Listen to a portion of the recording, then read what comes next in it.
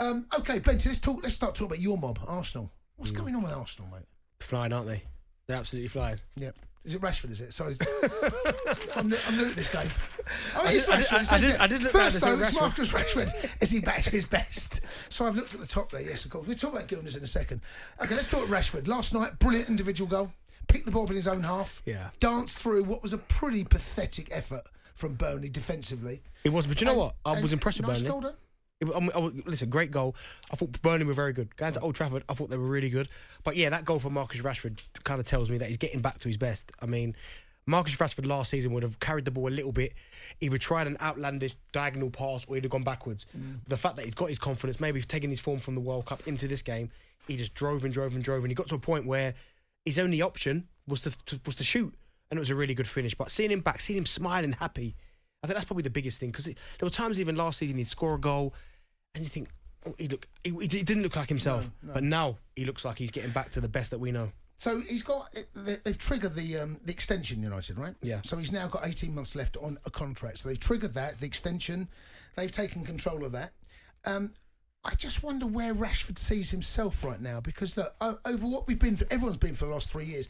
Him in particular took on the mantle to be the face and the voice of helping underprivileged families, children, as one of them himself, single parents, and coming through a difficult life. And there's plenty of those. He was the face and the voice of that, and he actually done a huge amount of good. Yeah. I just wonder whether there might have a bit distraction from what was going on at that particular time.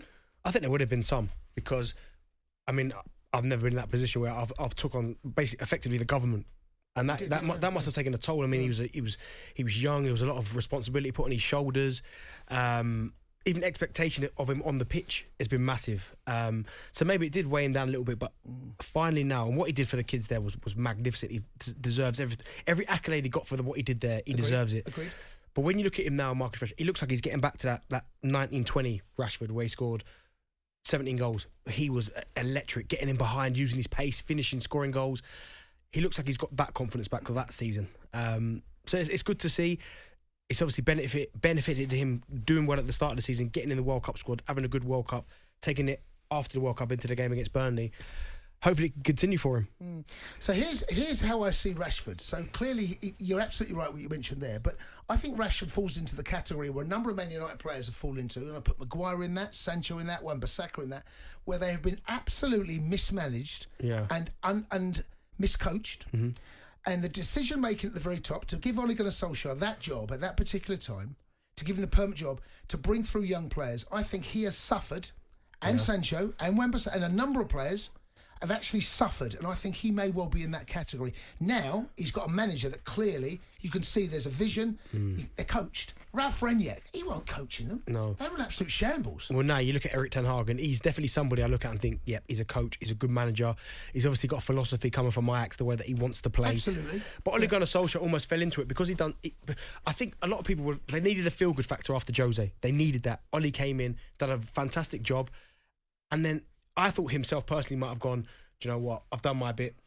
But they didn't give him the job, Benty. So he came in as interim manager, had a couple of easy games. I think he won the first 12 or didn't get beaten, something ridiculous. Yeah. But towards the end of the season, then the games become trickier. They played Everton away. I remember that under Ole. They got beat 4-0 at Goodison Park. They were an absolute joke. He'd been given the job and they'd already committed at that stage. But I think part of the problem that we're seeing with Rashford is the fact that the managers that he has been playing under haven't got the best out of him, and he as a person has suffered. I also think as well managers haven't I don't think managers have known where to play him either. What is his best position? So I think he's better playing coming from the left. I'm not quite sure he wants that responsibility playing centre forward, so I think managers have tried him down the middle, tried him on the right, tried him on the left, and again I think he's suffered from there. But as I said, he's confident now, he's scoring goals. Long may it continue. But it's no coincidence, as you said, that Erik ten Hag's there, and it look like he's getting a tune out the whole squad. Indeed.